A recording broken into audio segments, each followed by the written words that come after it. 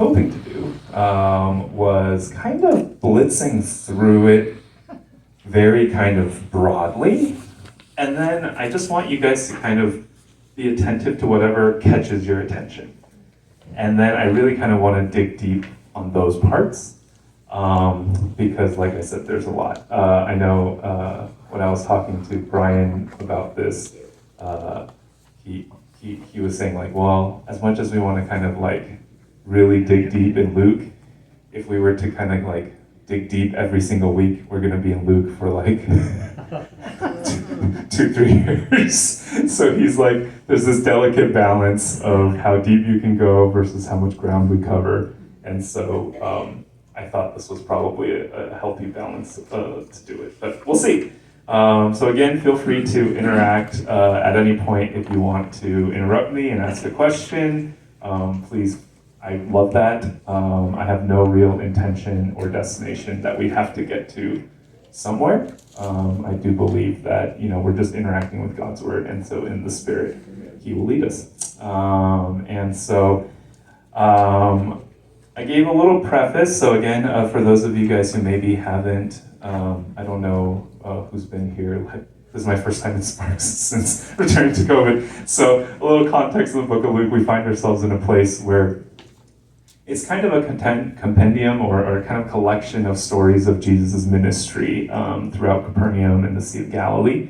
And so Luke chapter 8 is really just kind of a mashup of that. And so there's no real kind of theme across this chapter. And I just want to remind all of us that chapter numbers did not exist in the original text. And so sometimes chapter numbers are helpful, and in other times they're not helpful. And so in this situation, I find that they're a little bit less helpful because we go into it assuming that this chapter has kind of one concise thing, but it really doesn't.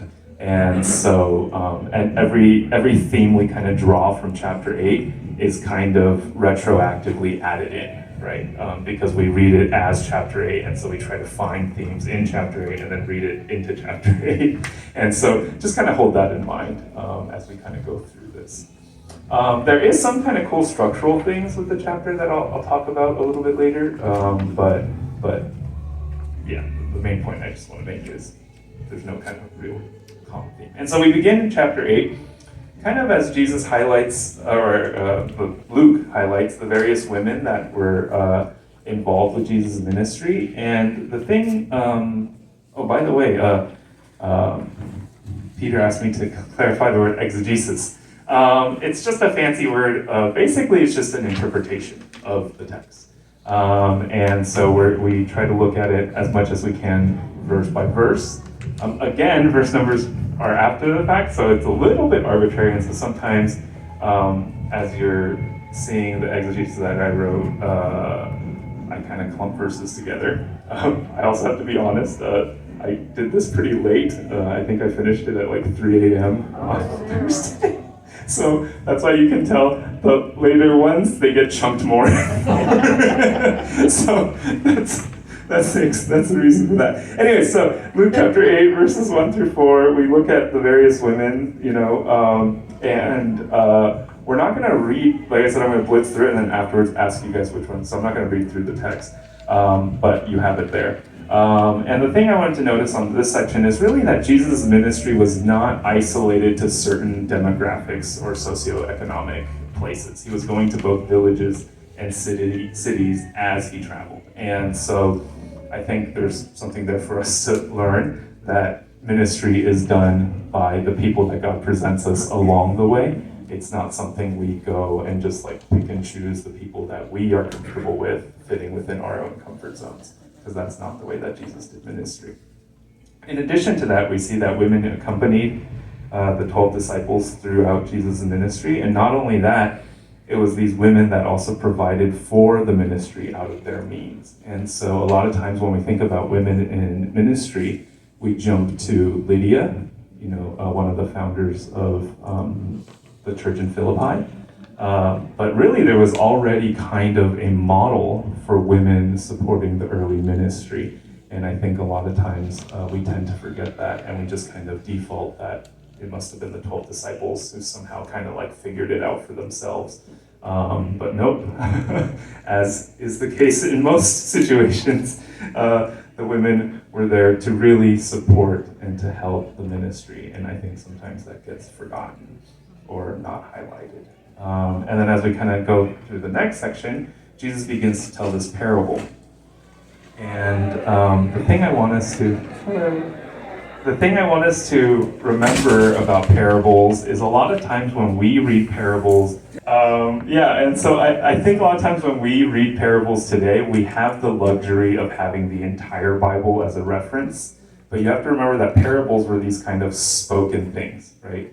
The crowd did not have the luxury that we do where we could slowly read each section. Jesus simply said the parable, and whatever you got, right? You might have asked your neighbor, like, wait, what did he say? Or what did that mean? But it was really this kind of one-time shot. And so this will make more sense because the next section after this, there's all this kind of confusion and things like that.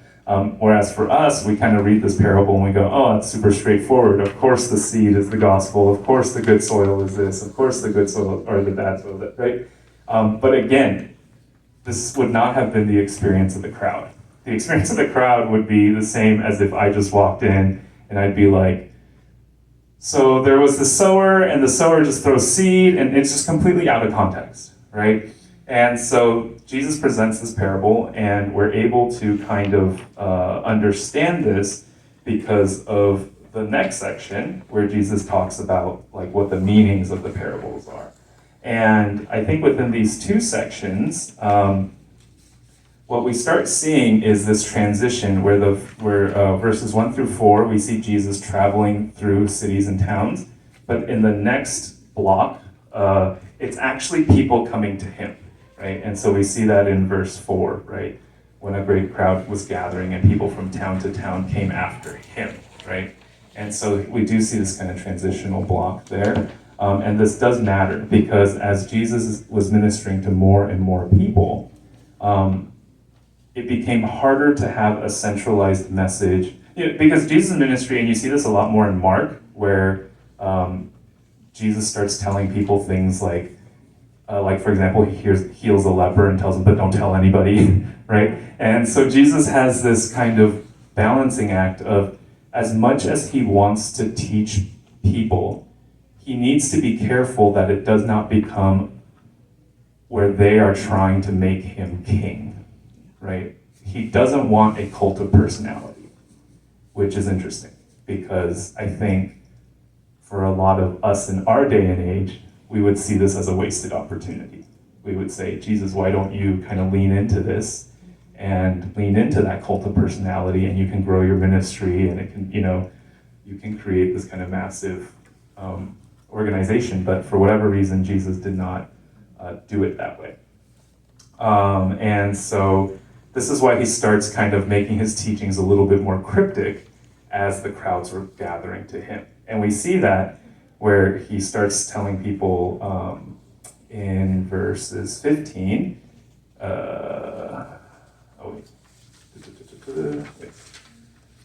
where does he say those who have ears? In the third section, when he starts talking about lamp under the jar, this is why he starts saying, let those who have ears, let them hear, right? Where he's saying, look, even though there's a great crowd, he's not turning the crowd away, but he's kind of giving the crowd a little bit extra, like, you gotta work for it a little bit. you gotta wrestle through some of this a little bit on your own. And as you wrestle, Jesus is there for you. And we start seeing that in these various relationships that he starts to encounter, right?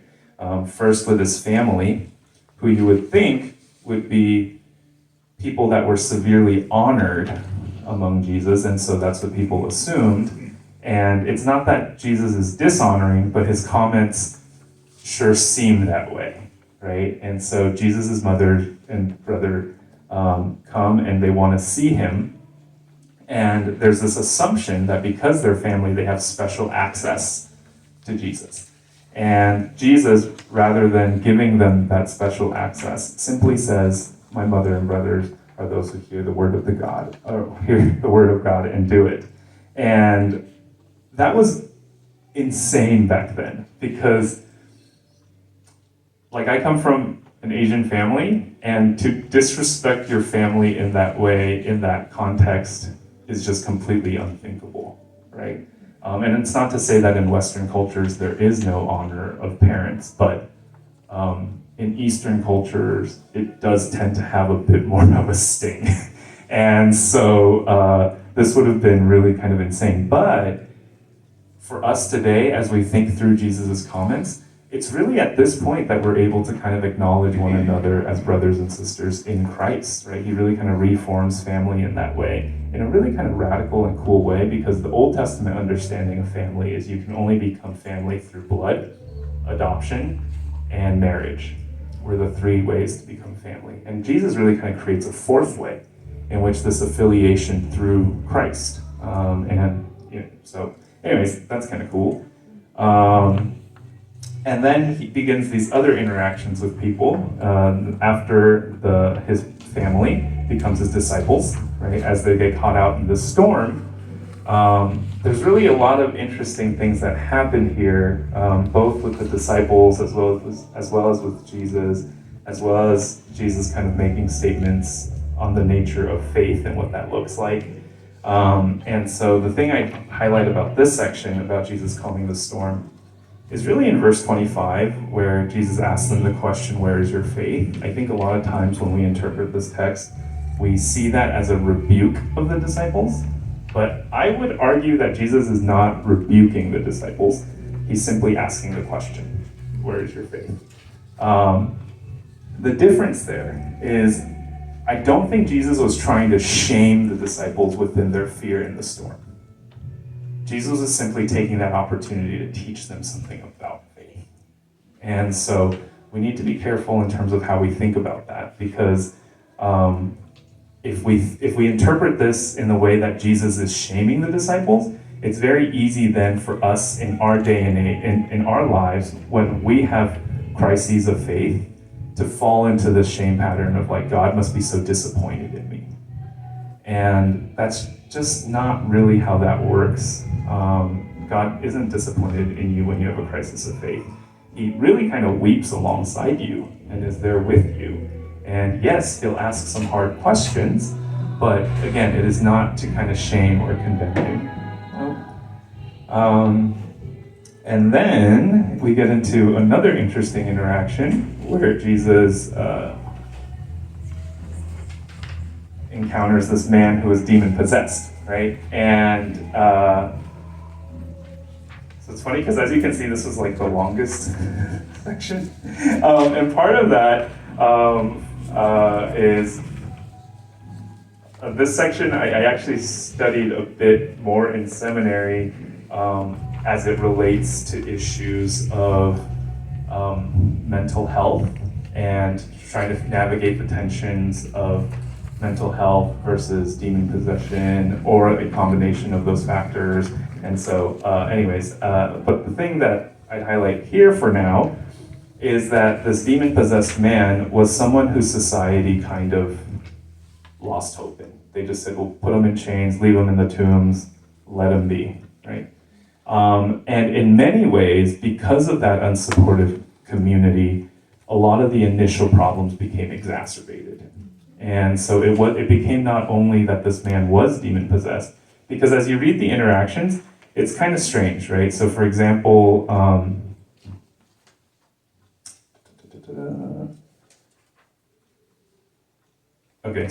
verse 30, Jesus then asked him, "What is your name?" And he said, "Legion," for many demons had entered him, and they begged him not to command them to depart into abyss, right? And so Jesus seems to cast the demons out into the pigs, but if you kind of look even before that, in verse 29, they have an initial dialogue, and then verse 29, for Jesus had commanded the unclean spirit to come out of the man. There seems to be these two layers. The first layer, Jesus asks the unclean spirit to come out. The second layer, the demons get cast out. So a lot of times we're like, wait, what's the order? Like, what does it mean for unclean spirit to get cast out? And then what does it mean for this kind of secondary situation of the demons to get cast out? And what is that differentiation? And so There's some kind of interesting things there. And then it's sad that even after Jesus' healing, the community still doesn't accept the man, and in fact, they rather uphold the status quo and whatever life was for them. So that's really sad. And then when they ask Jesus to leave, Jesus doesn't make a big hoopla about it. He just simply departs, which, in my opinion, kind of echoes back to Pastor John's sermon 4 weeks ago now, where he talked about how God's wrath is in some ways is the removal of boundaries and giving people over to their desires. And so in some ways, Jesus is showing immense wrath by just leaving the Gerasene people. And so sometimes I think it's interesting that Jesus has the hardest words for the Pharisees, but in some ways he's showing the most grace to them as well by trying to highlight kind of their wrong thinking. But anyways, for the Gerasenes, Jesus just departs. And the last part of Romans 8, there's these two women that Jesus heals. One is Jairus' daughter, and one is this bleeding woman. And there's a lot of kind of socioeconomic things at play here, right? So Jairus is one of the leaders of the synagogue, and so he's a powerful man. And so it's kind of a lot of cool layering here. So the first thing is the previous interaction is this outcasted man falling on his knees before Jesus. Jesus crosses the sea, and now is this Jewish leader who falls on his knees and begs Jesus for help, right? And so there's this juxtaposition that, again, starting in Romans 8, chapter 1, that Jesus did not pick a certain demographic and give them some degree of privilege over his love and healing compared to others. And then there's the secondary juxtaposition of the bleeding woman and Jairus' daughter, right? And then there's this third kind of circular structure where Romans 8:1 starts with the women accompanying Jesus. Or Luke 8. Or sorry, I'm stuck in. In Luke 8, chapter 1, where it starts with the women accompanying Jesus, and Luke chapter 8 closes out with Jesus going to heal these two women. And so while chapter numbers weren't there before, sometimes it does kind of create these cool kind of structural components. And so, anyways, I kind of tried to blitz through it as much as I can to give you guys highlights. And now I kind of want to open it up to you guys. What are things that kind of caught your attention? What are things you guys want to explore? And then we'll just do it kind of in a dialogue form. Yeah.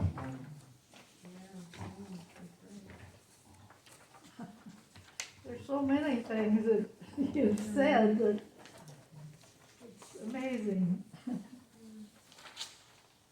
The idea that Jesus did not want to start a cult of personality, and if that's part of why he says sometimes, so you see, but you won't remember, you hear, but you won't know, or whatever the quote is. That's always a puzzle to me. Why would he be teaching and then say that I'm assuming and hoping you don't remember? Yeah, I think, again, because I think we're so accustomed to this idea that church is about drawing as many people in rather than the right people in. And this is not to say that we want to create exclusionary spaces, right? Because Jesus didn't do that either.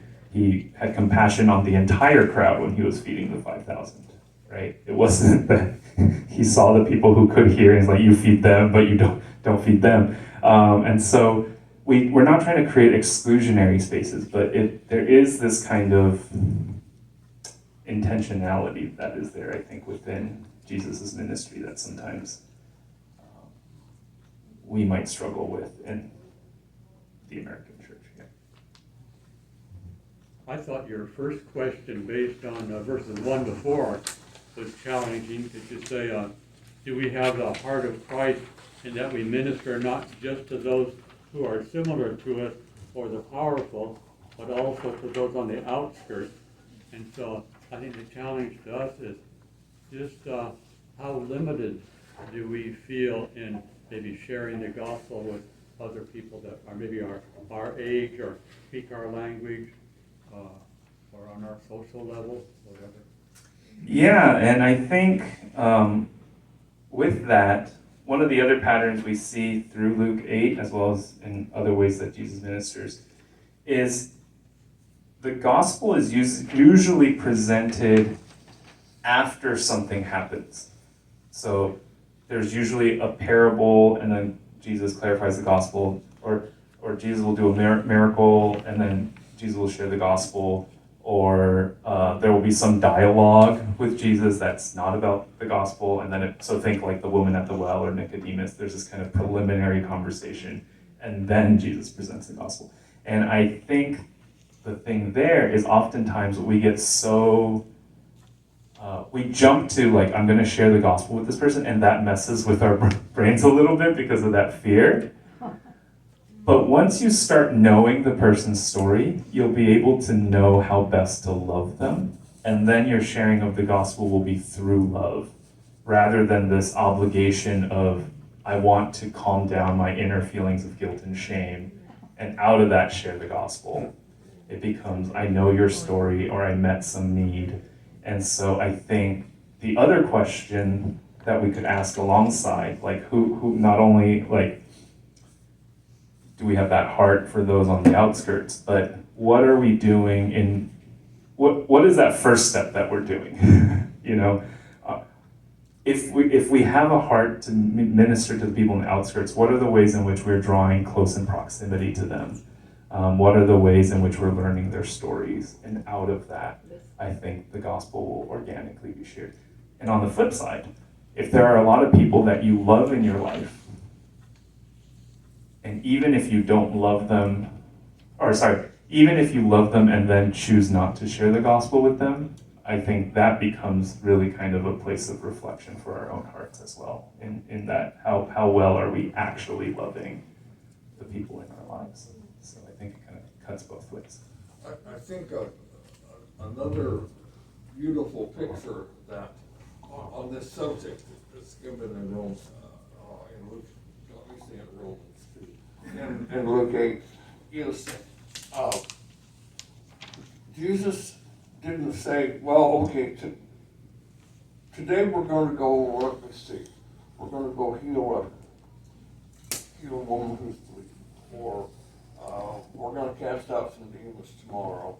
It was serendipitous meetings. He was going about his business. And as he encountered these things, he responded to them. So it wasn't like these were mini MI&I projects. It was just as he was going, he witnessed to those around him and healed those around him. And I think that we need to, I think, the most valuable mission field that we as believers have is our day-to-day lives at the grocery store, with the neighbors, whatever. Doesn't need to be a project. Yeah, and in fact, a lot of times when you turn it into a project, you're not able to even do that first part of listening to people's story or accurately caring for them. They just become kind of a number, right? Which, you know, as I say that is funny because like the last few weeks of my life, college students, it's very difficult for them not to just be a number to me, just because of how many, and like, you know, and so at the same time, it is one of those kind of prayerful experiences of, like, God, I need your help to help me see people as people, not just these kind of random people that just interfere with my life. I sometimes wonder, like, when we watch movies, so like, for example, if you've seen any film that involves a battle, right? So I usually use the example of Lord of the Rings. When we're watching that film, we only care what's happening to the main character of the movie. we don't think about Soldier 22 who just gets shot off screen or whatever, right? And unfortunately, I think that's sometimes how we live our lives, that we just think the only thing that matters is what's happening to the main character. But Soldier 22 has a family and has a story and has, it's just that we're not privy to it. And so same thing kind of in our day-to-day life, like everyone at the supermarket has a story, and it's probably just as interesting, and it is just as important as our own. And so how do we kind of live in a way that kind of honors and respects that, and kind of just, we allow God to venture alongside us as we discern who are the people that we kind of love and minister to. I think Yeah, and I think to add on top of that, I think, because there is one, I guess, it's not an exception, it feels like an exception. So even in Luke 8, when he heals the man who's demon-possessed, that ending interaction with Jesus, where the man begs Jesus to accompany him. And Jesus says, no, return to your home and declare how much God has done for you, right? And so in that moment, it might feel like Jesus doesn't want a relationship with this man, right? And so I would say that the thing that feels like an exception is we have to remember that we have to keep heaven in mind. That at the end of the day, we will have relationship with Christ for eternity that's completely resolved. But there are some times where in the moment, it feels like Jesus is going to want to disconnect for you because there's a greater mission for your life that, may not have this kind of deep feelings. I think about like our missionaries. It's a very common experience for missionaries to feel isolated and to feel like God is distant from them, right? As much as they, they went into the mission field wanting to love God, it's just hard. And so sometimes that feels like an exception. But to Bill's point, it's not the exception, because at the end of the day, the relationship that Christ longs for most is the one that's completely reconciled in heaven and not on earth. And if you think about that example, chances are, where would this fellow have been most effective in God's kingdom? In the crowd following Jesus, or back with the people with whom he has not been capable of having a relationship before, and now he can? I think a question we need to ask ourselves too, with the question being, are we ministering to others? And the question is, what do we really mean by ministering? Do I define ministering, give them the gospel message? Or, on the other hand, sometimes we can just be a good listener. Somebody came into our house yesterday, a very good friend, and stayed for 2 hours, and he was hurting. And he had a lot to share that he wanted to get off his chest and talk about. And Jackie and I needed to be good listeners, which we tried to be. But I think sometimes we can minister by listening or asking some pointed questions, as opposed to think we've got to give them the gospel message. And encouraging. Yeah, I think that's a really good point, that sometimes we view the gospel as almost like a Band-Aid, and we just want to like slap. I remember in one of my counseling classes, my professor was saying how if someone is crying, be very careful whether or not you hand them a tissue box. And the reason for that is you have to be careful that when you hand them a tissue box, are you just more uncomfortable with the fact that they're crying? Or is the tissue actually going to help them feel more comforted? Right? And so I think sometimes the gospel can be that tissue box where we don't know what to do, so we just kind of like slap it on. And in that moment, we do have to be a little bit careful of, are we sharing the gospel just to calm down our own discomforts of the situation? Or are we genuinely leaning into it?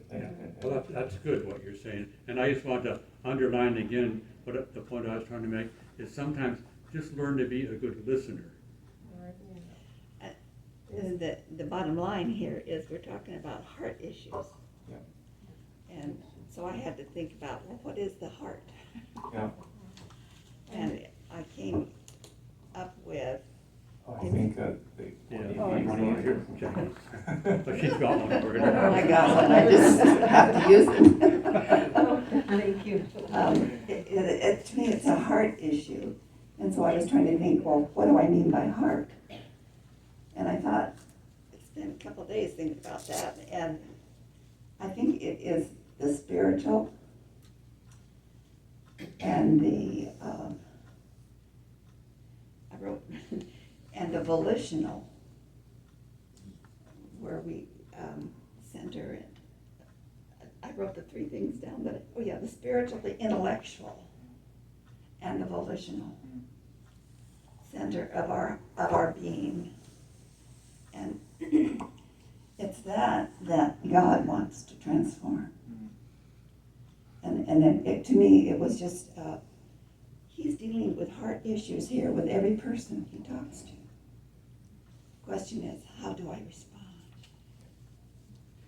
So that was just, thanks for the questions and bringing this up, because it really has meant a lot. Yep. Does this work? Okay. So to Jackie's point, so my life's motto, I guess, is to love, to love is to know, be known, make known God's self in others. And so for me, the way I kind of draw this out is, I believe you used the word, what were your three words, Jackie? Your three. My three words were that spiritual, intellectual, and volitional.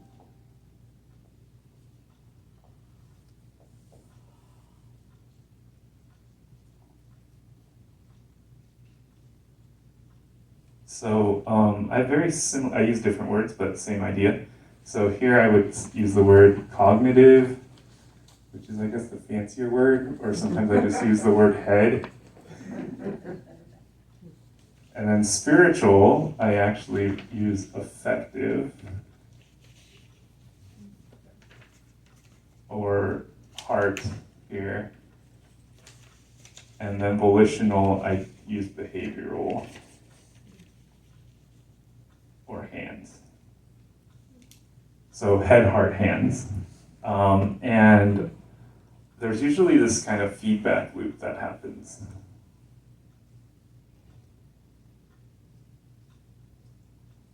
Where what you do affects how you feel, and I'll kind of tail back around this. But anyways, what we do affects how we feel, which affects how we think, and then how we think affects how we feel, which affects what we do. And then usually life gets wonky when one of those things goes wrong, right? That's what's so wonderful about truth. It's the plumb line that lets you know what is reality. Yeah, and I think you start seeing why each of these are important, right? Like you said, the truth, this kind of cognitive, you need it to kind of keep you straight, right? But at the same time, your heart is the thing that bridges. So you can know, this is why, that whole Romans 7 tension of like, I know what I ought to do, but I don't do it. The bridge is broken, right? And then behavioral is really kind of what gets seen and interacts with the world around you. And so for me, as these three things kind of work together, you have to think about these three components to three parties, and that's yourself. So here, I'll just say, this is yourself. And then you have to see how it interacts with God and others. Right? And for me, it's one of those things where, one, there's several degrees of self-reflection here. One, it's most of us tend to have an order that we're strong at. Some of us are head people, some of us are heart people, some of us are hands people, right, predominantly, in that we interact with the world around us, and that's the thing that clicks the most. Like for me, I'm definitely in this order, head, heart, hands. I jokingly tell people, like,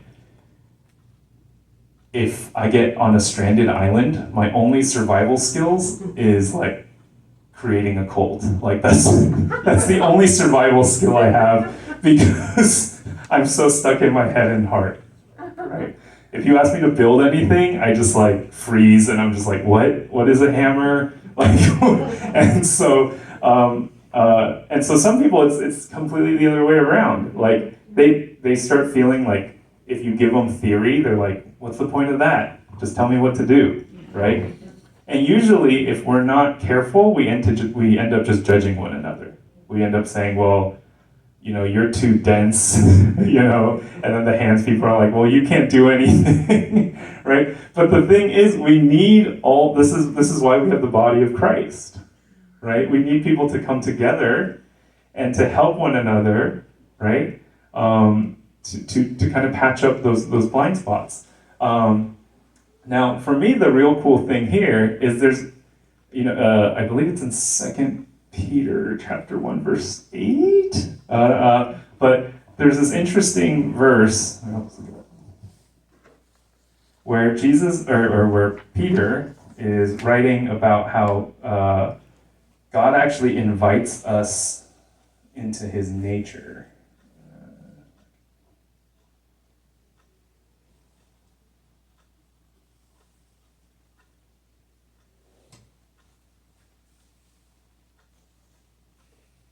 Is it 1 Peter?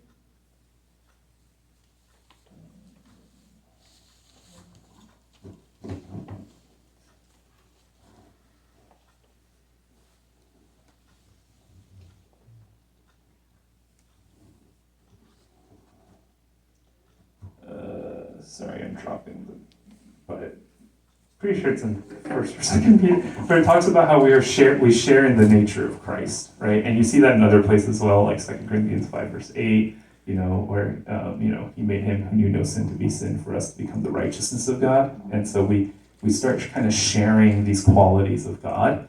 And the kind of theological term for that is Theosis.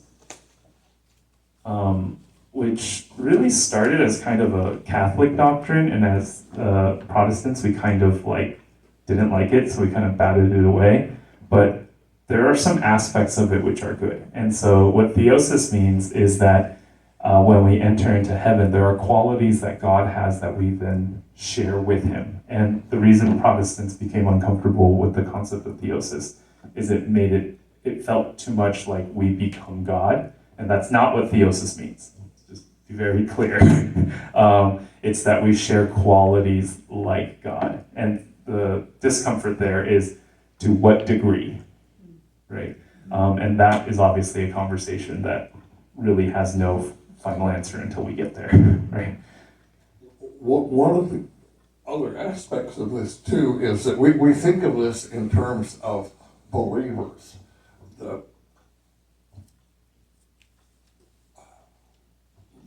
All of humanity is created in the image of God.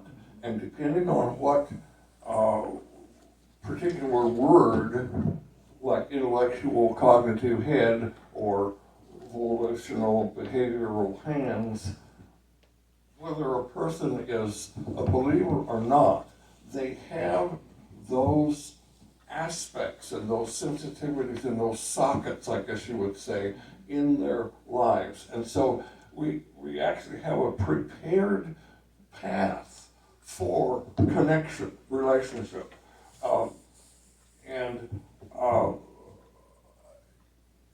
We should, that's encouraging. Somehow we say, oh, the lost, well, they are humans, they're like us in those areas. Yeah, so I think that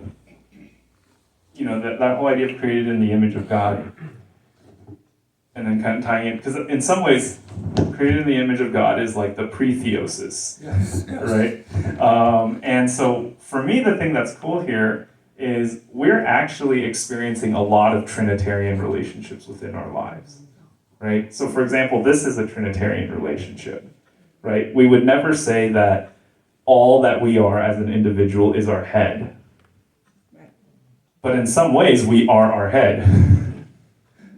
You know, but it is the combination of factors that they are one and yet distinct, right? And then we also experience Trinitarian relationships in our social relationships, where we have a relationship with ourselves, with others, and with God, right? And so I do think, you know, something that we need to celebrate is this is really cool. You know, a lot of times we think that the doctrine of the Trinity is just this kind of overwhelming thing, and yes, on one hand it is, but on the other hand, the reason it's important is because in our understanding of the Trinity, we actually get to see kind of the beauty and the marvels in which God created not only the universe, but ourselves as well. And so, yeah. And the Bible says we are being transformed into the likeness of His image. Yeah. The likeness. Yeah. And that's a sanctification process. Yes. Which is a process, not an event. Yeah, and even salvation is Trinitarian, right? So you have the point of salvation, you have the sanctification process, and the glorification, right? So, and you can't remove one out of the other. So. Yeah. That image was marred though at the fall, Mm-hmm. and so, but that will be restored again when Yes. we're in heaven. That's where the beautiful, all creation is groaning for that day. It Yes. says, Romans says. Yeah. To be transformed. And I think when the image was marred, you start seeing all these connection points, and all these connection points get broken. Yeah. Right? And so that's where kind of brokenness is seen. Where And Satan, the demonic world, we just read about that enters in there too. And that's got to be eliminated, you know. Yeah, so Satan, you know, the deceiver, you know, how many lies in our life do we think between this relationship? Yeah. Between ourselves and God, and lies that we believe between ourselves and others. And the lies we even believe about God and others. Yeah. There's no way in which God can save so-and-so, right? What are the lies in which we believe the connection point between our behaviors and feelings, and the lies between our, you know, yeah, I think Satan, being the deceiver, often slithers in, and we start buying into certain lies that really start to amplify the brokenness, and so we do have to be a little bit careful with that. You know, I just have one question. Yeah. You mentioned, you kind of separated in that story the demonic And the spirit. and the spirit, the evil spirit. Now, elaborate on that a little bit. Yeah, in 5 minutes. So as we kind of look at that story, one of the tensions we have, especially in the modern day, and a question I often get asked about, is this kind of tension of what is even mental health, right, versus this kind of self-discipline, and kind of how does the spiritual world interact with that. And first and foremost, I just want to say that this entire topic is extremely complex. And when we have complex problems, we need to have the resiliency to have complex solutions. And so usually in situations like this, I can't 100% parse out to you the difference between the unclean spirit and the demonic. All I can say is, hey, it seems like two things are happening here. So there's some difference. And it seems that Jesus had to remove the unclean spirit first to have a dialogue. And in that dialogue, it seemed like Legion was still in that man. So there seems to be this initial barrier of this unclean spirit that was difficult for Jesus to have a conversation with this man. And then this secondary kind of almost, I don't want to say complete healing, but maybe fuller healing, you know? And so I think sometimes, you know, and nowadays we have certain language around mental health issues. I would say that the unclean spirit is probably more what we would understand as, you know, some degree of, I don't want to diagnose, but like psychosis or something like that. Because obviously the community felt like they had no ability to handle this person, which, by the way, hasn't changed in thousands of years. You know, we still have people who are on the streets that as society, we're like, we just don't know what to do. Do we feed them? We've tried that. Do we house them? We've tried that. What do we do? And so I think Jesus leans in and is able to kind of heal that unclean spirit. And then there's this kind of a spiritual reality as well in which the man was possessed. So. David, one more remark. There were maybe minutes here. You started out and we were discussing who should we be ministering to, and I think sometimes among us right here in this room, we might think, well, I can't minister, I can't go overseas and be a missionary, but I can't stay here. My point is, God doesn't tell everybody to go overseas and be a missionary there, or there'd be nobody here at home. But neither does he tell everybody to stay at home, because people in other countries need a ministry too. So it gets back to what you said. Really, the people we should be ministering to are the people we're around each day that we come in contact with. In John 15:16, Jesus said, "You did not choose me, but I chose you and appointed you so that you might go and bear fruit." And so I think God has divinely inspired who should be where, and we don't have to worry over am I not somewhere else instead of where I am? Be content with where we are, trusting God has put us right where we are right now, and minister to those around us. Yeah, absolutely. I mean, the final command that Jesus gives this man is return home. Yeah. Right? And in some ways that's weird, because it's like, what home does this guy even have? Yeah. But for whatever reason, this man understood what Jesus was saying, because from what it seems like, he was proclaiming throughout the whole city.